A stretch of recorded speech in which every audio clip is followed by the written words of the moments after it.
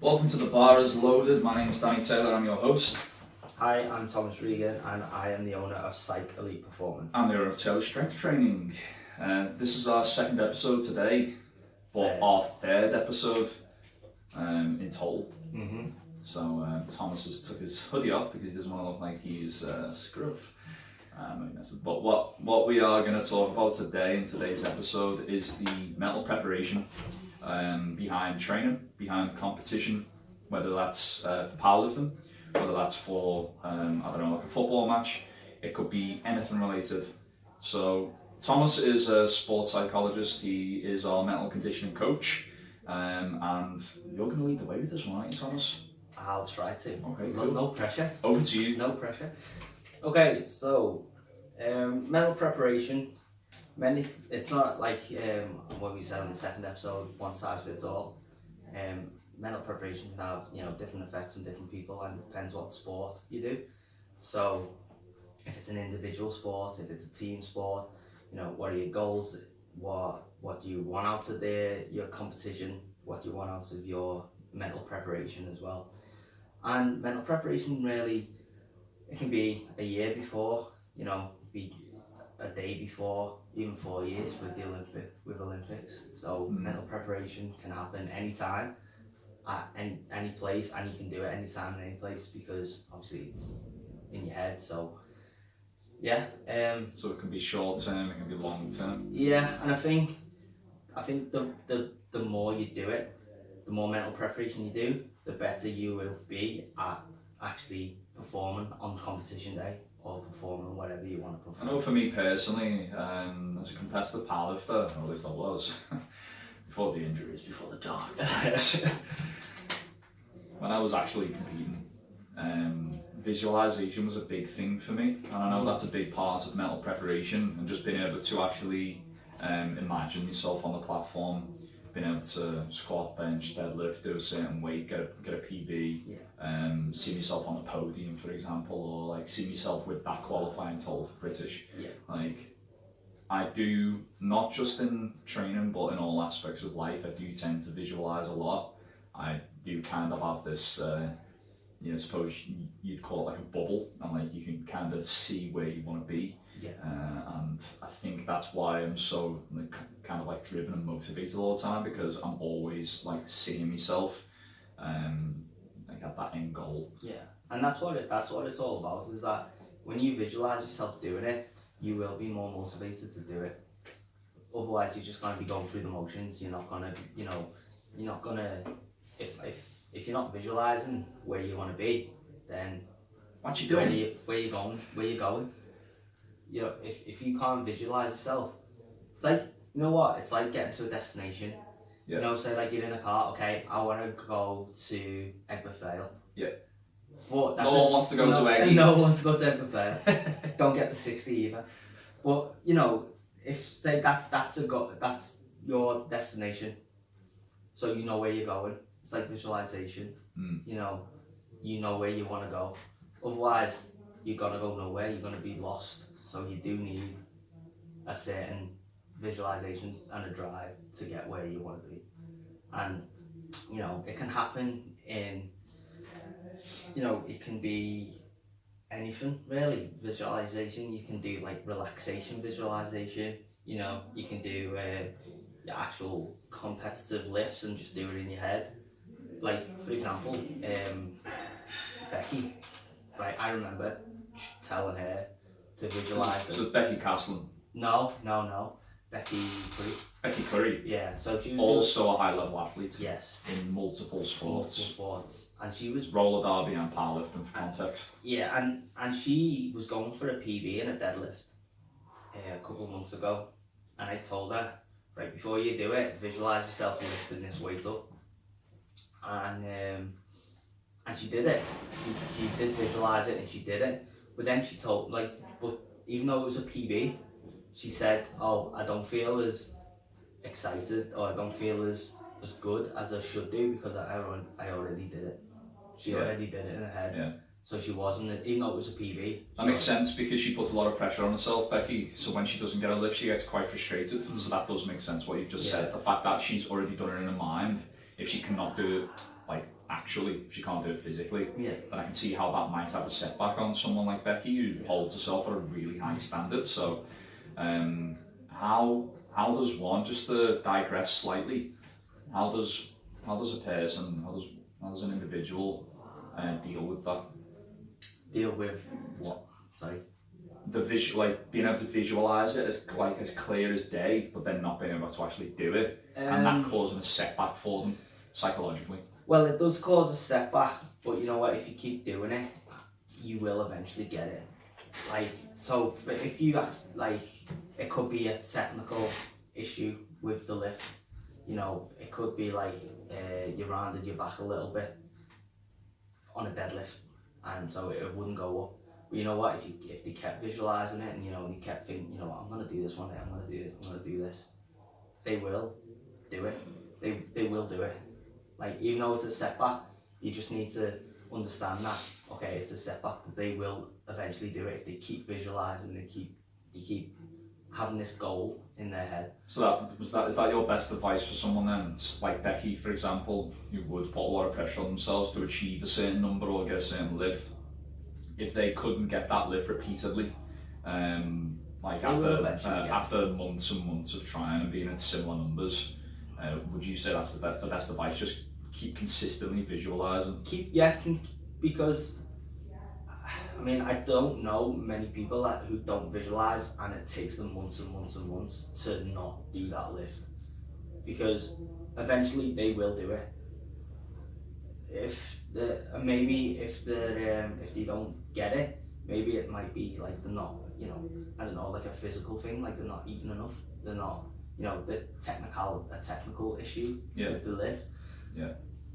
But I think they can, like, yeah, I've got a great example. Jenny, I think we're Sean with Jenny Crimmins with bench press. He said, "I can't get over a certain number." You just need to keep visualizing it, and you know what, it will eventually come. I know with the likes of Jenny, she does tend to get like mental blocks. Jenny's a competitive powerlifter. She's also a competitive strongman, strong woman, you know, whatever you want to call it. Yeah. I'm pretty sure the strong women call it strongman because that's just the name of the sport. It's just the name of the sport, yeah. And they're not things. But anyway, so Jenny is like, again, like a high level competitor in multiple sports, strength sports to be specific. And she's been training powerlifting for about 3 years now, actually, 2 years consistently, and she's been to national events. And she, again, and someone else who puts a lot of pressure on themselves to perform. I know she's done well with your visualization stuff as well in the past. You worked closely with her. Yeah. For Jenny, it's not a strength issue. She's always got the strength to do the lift. She does get in her own head before she does something, because you'll see in warm-ups, like even some warm-ups that she does, like look heavy, but then like she might do the top heavy lift for that day. So for example, she might do like 70 kilo on the bench press, and it might be difficult, and then she does 80 and it's an absolute rocket. Yeah. But then some days it's the other way around. Some days she can't press the top heavy, and it's never a strength issue. So I've seen her press like 82 and a half. I've seen her press 85 kilo once, and when she'd done it, it moved like lightning. Yeah. And then she's not been able to hit that since. So what would be your advice for someone like that?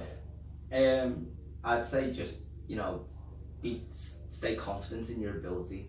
I think confidence is a big thing, because if you go under the bar thinking that you're not going to do anything, you're not going to do it, you're not literally going to do it. It's like, it's hard though, isn't it? It's easy said than done. It is, but and you've got to. I reckon you've got to train your mind as hard as you train your body. Yes, definitely. If not harder, because obviously it's your mind that controls what your body does. So exactly.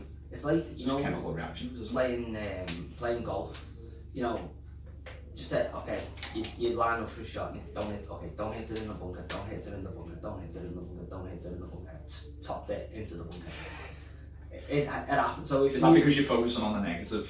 Yes. You're not focusing on the positive. Yeah. You're not thinking about hit it 200 yards, hit it to an over, something like that. Yeah. Like if I'm chipping it, like, you know, chip it on the green, chip it on the green, chip it on the green. I should be saying chip it on the green, but I don't. I say don't hit it in the bunker.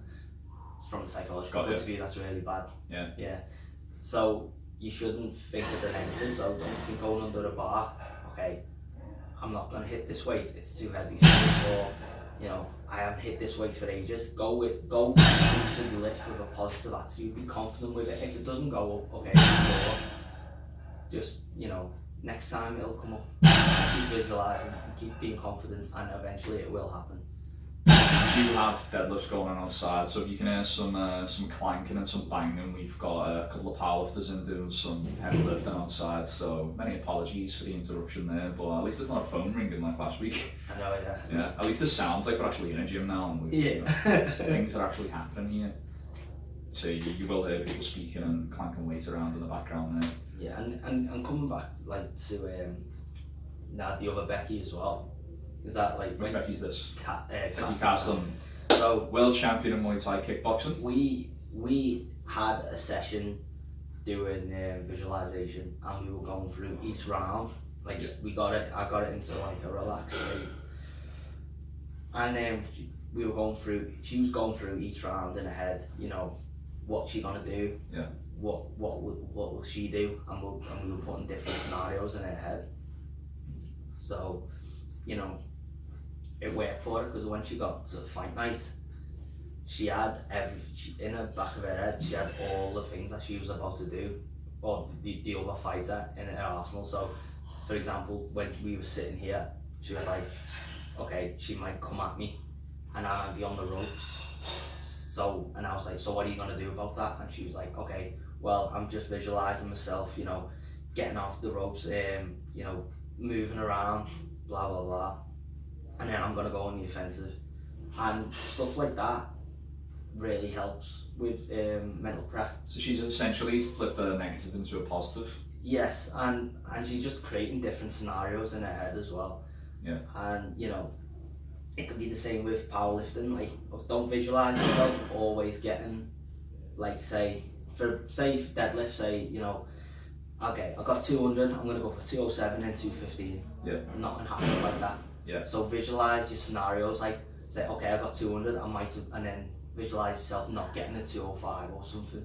You know what I mean? Yeah. So you are exploring all possibilities. Yes. And then you're looking at like how you can flip that into a positive. Yeah, because you're not always going to be pressured. Yeah. So if you've got in your head that I'm doing 200 and then 207, whatever, but you don't get the 207, you're putting pressure on yourself then, and then you're like, oh creates no. fear. Yeah, exactly. So I think visualizing different scenarios really helps. Don't visualize yourself bombing out, because that's not going to help anyone. But make sure that when you're mentally prepping and you're visualizing, just before you lift, just see yourself doing it. I think that's the best advice I can give just before competition. And I do it every time that I go for a PV or something. I don't know if you notice on my videos, but I always put two hands on the bar, and then I just look at the bar, because what I'm doing is I'm visualizing myself going up and down when I'm squatting. You see that a lot with a lot of lifters as well, especially at like world level. Yeah. They will have like a certain routine, and this is talking about powerlifting, but I suppose this could relate to any sports. Like certain footballers might do a certain ritual, like they might pray to God or whatever it is that they do before they go onto the field, and that's to make them feel more them secure, getting them in the zone, isn't it? Like they're switching that on. So whatever they've done with their sports psychologists and mental conditioning coaches, they're starting that visualization process when they do that. Yeah. Essentially, that's their visualization. Yeah, and especially, people. I forget what footballer it was, but he said when he's in the tunnel, all he can think about, he doesn't think about the crowd, he doesn't think about like anything apart from what he's going to do on it, and he's picturing himself in certain situations that would benefit his performance. Yeah. So say, I forget who it was, but I'm sure he was a striker, but what he was doing, he was just visualising on the pitch and going, okay, if I'm here, then what can I do with it here to shoot? What am I gonna, penalties maybe, might just like people who walk up to a penalty. Just visualising it. What corner am I gonna go in? And it's really impressive for people to be able to do that. It must take a long time, like mentally, for you to be able to program that into your brain. Yeah, Like, yeah, definitely. it's not something that happens overnight, I assume, No. unless you're just like naturally really good at it. Like you take to it quite well. Yeah, You know. you need to be so confident in your abilities that when you visualize it, you've got to do what you've told yourself to do. Say a penalty, for example, if you visualize going bottom left, you have to go bottom left because you visualize that, so you do that. Yeah. If you change your mind, more often than not, It's not going to go it's your not way. going to go your way. Yeah. So It's going to go over the bar. exactly. So I think mental prep. Visualization is a big part. What's the difference between the visualization and the focus then? So is for me, in my opinion, like you've got your visualization, which is like the plan, and then the focus is the execution of it. Yeah, it's the drive. Okay. The focus is the drive. So you visualized it. You visualize what you want. Now you got to drive towards that. You got to focus. You got to concentrate towards that goal essentially. And what's the point in visualizing if you're not going to focus and you're not going to do it properly? You gotta give 110%. So whatever you visualize, you give 110% to it, and you drive towards what you visualize. I think that's the main part of being focused. You see people doing it in different ways as well. Like I've seen people at competitions, and this is relating to powerlifting again, and even in other competitions, like So Cool, are like calm and collective, and they never like get hyped or excuse me, the coffee. Like, is that their routine? Have they, or is that just the way they are? Like, I think sometimes I see people and I'm thinking, they look like you switched on for this, but then they perform. So, is that just the way they do it? I think that's just the way they are. Obviously, like, it depends what works for you, what doesn't work for you. Like, so, do you think it's fair to say that focus depends on your perspective? Yeah, I mean, some people look focused, but that's relative, isn't it? But you don't know what's going on in there. They could as soon as when their name gets called, they might just have a switch and just go, okay, now I'm focused. There is a powerlifter that reminds me of that. She competed at the British Women's Championships. Joy. I don't want to butcher her surname. Yeah. She went to Wales, didn't she? She went to Wales. Yeah. She weighs like 52 kilo, maybe even less. And she pulled like 4 times bodyweight deadlift. But before she goes onto the platform, she's sucking on a lollipop and reading a book. Yeah. And like she's so calm, like she's just like she hasn't got a care in the world. Do you know what I mean? Like you wouldn't think she's about to go and like do world record, or like world record. You know what I mean? Yeah. And that's just their routine. It's so different compared to what other people do, because like lifting weights is normally associated with like getting yourself hyped up as well. So. And it probably just works for her. So it is individual. Yeah, it's an individual thing, and I remember I tried to. She didn't reply back, but I was asking her why she was doing that, or what was going through her head when she was actually reading the book. Joy, if you're listening to this, get back to Thomas. We want to know what goes on inside your head before you do 4 times bodyweight deadlifts. Yeah. Or come here. What book are you reading? What's in that lollipop? That's what I want to know. Yeah. Joy, you're great, by the way. Joy doesn't necessarily look like she lifts either. Like she's not got a lot of muscle mass. She's just naturally strong. She's just got it. Yeah. Like she is a very, very good power lifter. Skill of the lift is just unmatched. That shows that technique is better than being really, really strong. Having good technique can get you places. Definitely. Get you to the world. So you've got the visualization, you've got the focus, and then you've got the relaxation. I'm just referring to your blog here, by the way. So that this is where like the anxiety and stuff can come into play, isn't it? Yeah, and I think this is mental preparation. If people suffer from anxiety or suffer and they put loads of pressure on themselves, I think relaxation is a really good technique and to help not stop it, but decrease stress and manage stress. Yeah. I mean, I don't know about you if you've ever felt like stressed before a competition or if you have nerves before competitions? Initially, yeah, because it was just a new experience for me. But I've tried both being aggressive and being really calm in my approach. And when I've been calm and spent more time visualizing and just being like really, what's the word I'm looking for? Yeah, just really like collective and not like burning myself out before I even get onto the platform. I found my performance has been better. My last performance was one of the best ever, and I was just like really cool. I had no expectations. I actually went in thinking I was going to have a bad day because I'd lost like over a stone in body weight in the lead up to it because I wasn't well. I felt like dog shit on the day. I ended up with a squat PB and matched one of my best totals ever. So, and finished third. Yeah, and like when you say like burning yourself out, Yeah. people who are so aggressive, like obviously it could work most of the time. If it works for you, it works for you. I just couldn't get that angry because I knew I'd tire myself out mentally before I'd even like. Maybe it might work for your squat. Get really angry for your squat, you know, and then you're getting self-bench and deads. Yeah, and you just like drained. Not even physically drained, just mentally drained. And that has a big effect on your performance as well, because if you think, oh, you know what, I really can't be asked like doing this, I can't be asked, I'm not gonna get this, and that's when the negative thoughts start creeping in, when you get more fatigued and more tired, which probably doesn't help when you do your deadlift right at the end. Yeah, when you're fatigued and like absolutely drained anyway.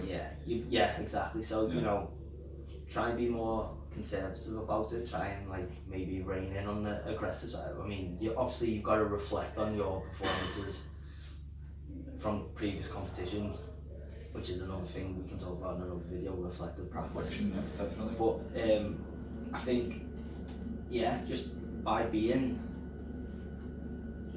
more conservative with your mental,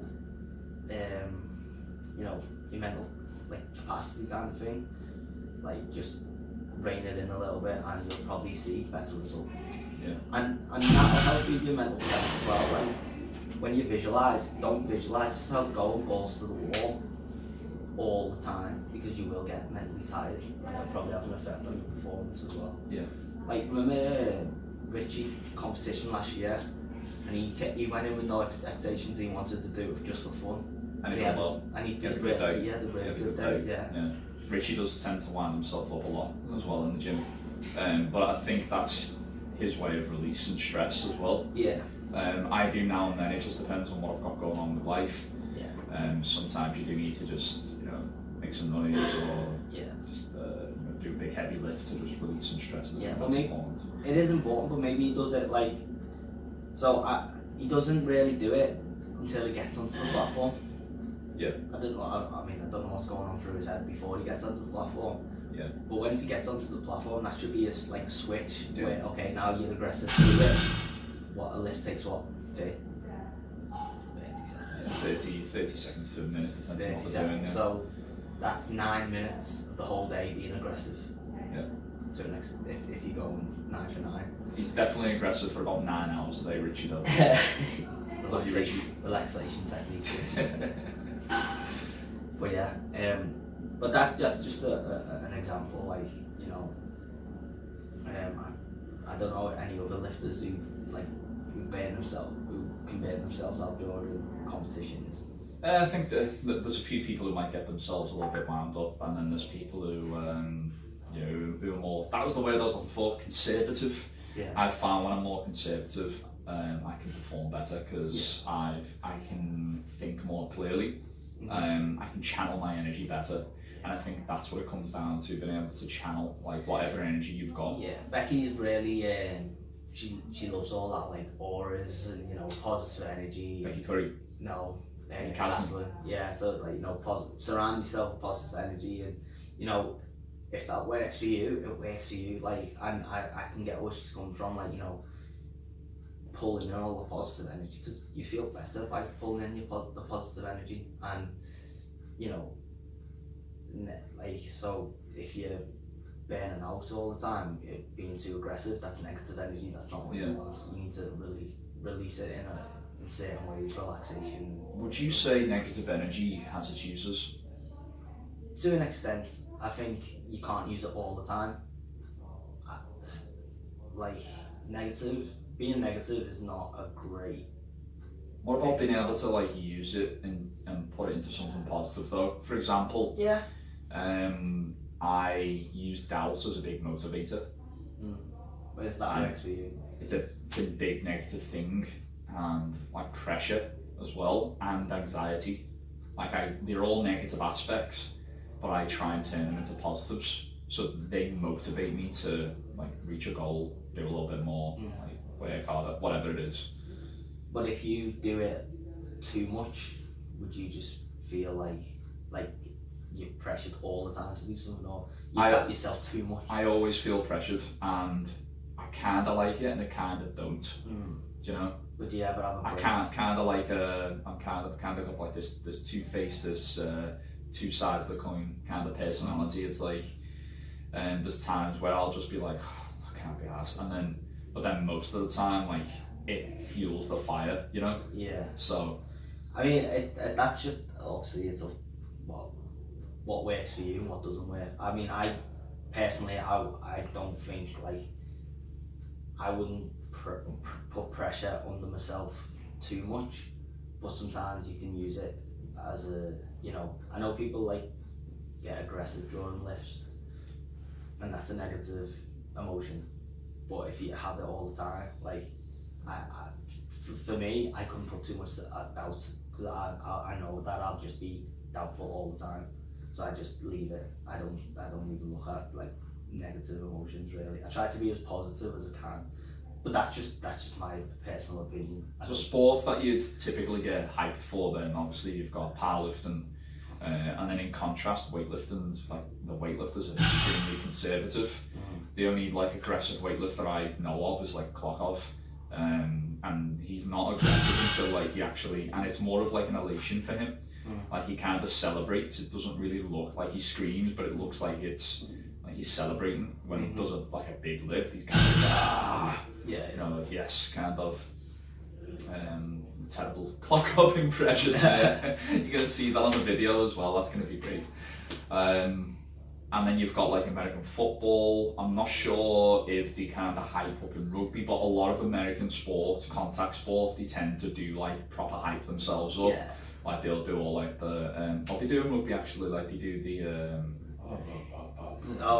music, the haka. The haka. I've just butchered that out. Nice. Someone's gonna annihilate me for that. Do the haka, and I know that's like a bit of a spiritual thing. Yeah. But like I feel hyped watching it. I've got goosebumps watching it. I'm like, I want to do it. And then in powerlifting, you'll see people like getting slapped on the back before they go on for lift. Like some of our lifters like doing it just to wake them up. But then when they're in the gym, they're just conservative. Yeah. So like that's them getting switched on. So do you feel like the hype then, and building hype and all that? Do you think that's an important aspect of sport? Yeah, I think it is building. Because it brings out confidence in yourself. Yeah. Like with American football players, like I love American football, and every time. Such an aggressive sport. I love it, but every time that they just before the pre-game, they're always like, let's go, and like all jumping up and down like a massive team, and like no one comes in our house, blah blah blah. Yeah. And whose house? Our house. Yeah, and it just gets you so like motivated. I don't know, it just gets you like you said hype, but it brings out confidence. Like no one's coming in my territory, and I'm gonna have a brilliant game today, blah blah blah, and it's just all positive energy. And even after the game as well, like when they all put the like the fists all in together, and they all 1, 2, 3, and so it's just like a togetherness and a team bonding thing, and it just makes you feel good. I think that's why I think positivity is. I strive on positivity more than using the negative emotions. Yeah. Would you say that's related with aggression? Because if you compare that to like an individual sport like powerlifting, and you've got someone slapping you on the back, that could be associated with hype, but typically it's associated with being aggressive. So How do you define the two? Yeah, that's, yeah. Is it just the way the two different sports are, or do you think? I don't know, because it depends what sport you're doing as well. Obviously, like say a golfer, you're not going to slam them on the back. It's a gentleman's sport, isn't it? It requires a lot more focus as well. Yeah. And there's no like contact. It's not like it requires a lot of physical strength like powerlifting or American football would, or even weightlifting for that matter. But if you compare like powerlifting and weightlifting, like you don't see people getting hyped up before they go and do a snatch. Not really. Because it's probably, you know, it requires a lot more technical skill, I find. Yeah, I think that's to do with I'm trying to think of the words I'm looking for. So you normally get really hyped for a sport that, you know, uses a lot of muscle groups, and I forget what it's called now. Is that because of like nervous energy that you'd have in your body, in your muscles? Yeah, and you can sometimes you get like the shakes. Yeah, is that what that is? Yeah, and you can't do that for like motor skills. So fine motor skills and fine motor skills are like, you know, something that needs to be very, very precise. So you don't get that hype for it, because there's no point in getting that hype for it. So, you know, Olympic weightlifting, it's very, very precise. So you need to it's a fine motor skill. Even, it's a gross motor skill and a fine motor skill. Right. Because obviously you're lifting a lot of weight, but even though you're lifting a lot of weight, it's got to be proficient. Yes, you've got to be so. Yeah, exactly. You've got to be proficient in what you do. Same with golf then. Yeah. So there's. But powerlifting's a bit different because less specific with like powerlifting and American football and rugby and stuff. Yeah, the focus is required. It's a team sport, so like you can kind of share that focus and share that energy. Yeah. But you don't need that definitive skill. It's not like you need to like purely focus. Like there's no need for like quiet or anything like that. Exactly, and that's why I have an admiration for Olympic weightlifters, is because, like, say with a deadlift or a bench, well, maybe not bench, but squat and deadlift, if your technique isn't great, you can still pull that lift and you can still lock it out. Yeah, most of the time. Most of the time with Olympic weightlifting. Yeah, if you start the pull back, it's not moving. Yeah. If you go back to golf as well, if you don't swing properly. Oh yeah, it's going in the trees. Yeah, so if you try and swing, like you've seen golfers like who get a bit pissed at, and like they just try and welly you, and like they'll miss, or like it'll be like it'll end up in the bunker or the trees or the pond, like the best golfers like will always maintain like a good level of discipline, which is a psychological aspect as well. I think discipline's a big, even like in powerlifting, be disciplined. You know, if you feel like you're not getting what you want out of the day, okay, just, you know, reflect on that and be disciplined. Don't be giving yourself like negative emotions all the time. Going, oh, I'm shit at this. Why am I even here? I can't even be asked to do my deadlift. Yeah. Because I've already, you know, I've failed the last two. So what's the point in even trying the third? Yeah. So discipline's a really big part of it as well. But then it just depends on the person as well, you know. So So like, come back to it. Be aggressive, but do it in a way that helps you. If it doesn't help essentially, you need to be able to use your discipline to channel the aggression. Yeah. So it's very similar to like martial arts and that then, and I practice jiu-jitsu. You're part of our jiu-jitsu as well. It's traditional Japanese jiu-jitsu, self-defense, and it took me a long time to be able to deploy this level of self-discipline. I remember when I first started, and it was very like I always felt like quite like aggressive, and I always felt like kind of I was emotional somewhat. Like you know, I always felt like quite nervous when I'd go into the dojo. Yeah. I would try and use a lot of strength. I would like tense up constantly when I'd get thrown. Now that I've been doing it for almost 10 years, and I've managed to reach a Dan grade as well, and I teach it now as well. Because you've just done it for that long, and you know how to prepare your mind for it. Yeah. Like, it becomes so much easier, and you have a deeper understanding of it. And I think that has helped me with other aspects of training and life too. Yeah. Like having that discipline and having that self-control, and knowing how to control. Like, I don't know, if someone like punches me in the face, or like slips a kick or something and it hits me, like I've got to know how to respond to that. Yeah, you're not gonna just go start smashing the heads in and stuff. Exactly. So like, I think that's important. I don't know how you can relate to that. Yeah, I know what you mean, and obviously when I've only been doing it for a couple of months. Yes, that's why I asked your opinion, because obviously I've been doing it for so long now. Yeah. You're essentially new, so I think with it, I just have to trust like the person that I'm with. So, you know, if they hit throw me or they do a move, then I have to be really disciplined in like they could really hurt me. But I know it's by accident. Thing, isn't it? Yeah, I know it's by accident. I know they don't mean it. Yeah, it's not malicious. Yeah, it's not malicious. And then even like sparring, just, you know, being disciplined with your punches, not going 100% with your punches. So I find that people aren't able to do is control themselves when they are doing light sparring. Yeah. Like when it's just like because it probably semi-contact or whatever. The aggression probably takes over. That's why. Yeah. And they just lose sight of the discipline. Yeah. So, I mean, you think it comes down to experience? It'll come down to experience as well, but like being able to emotionally regulate your like just emotion, just emotional regulation. I know people have been doing it longer than me, and they do struggle to control like their emotions, and they can tend to get like more aggressive. Yeah. And not very well disciplined compared to like even some like belts I've seen who are like really like quite placid. Yeah. They might need more aggression. You know, you might need to actually put it on a little bit more. Yeah. That's really interesting. Because when I'm doing something, I feel like, even though I'm not putting that much aggression into it, I feel like I'm going to hurt them anyway. Yeah. And I don't really want to do that. So that does come with experience. Yeah, so and that's another level of discipline. That's probably on the other side of the spectrum that I'm not. That's being able to know how to put something on so that you can apply it proficiently without hurting someone else. Yeah.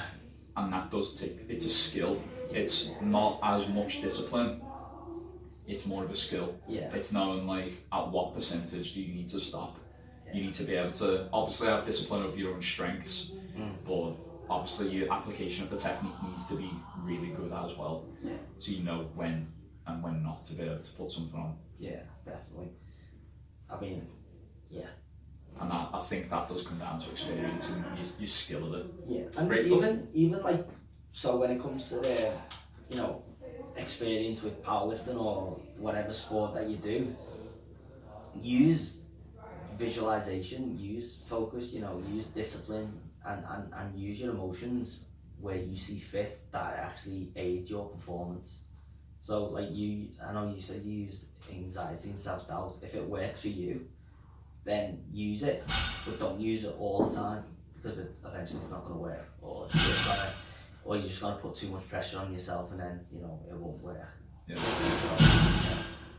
Big deadlift there. Big deadlifts going on. I think we've covered all aspects of that there. I mean, we could probably go a little deeper into it, but I think we're strapped for time, aren't we? So yeah, I've got to go to work.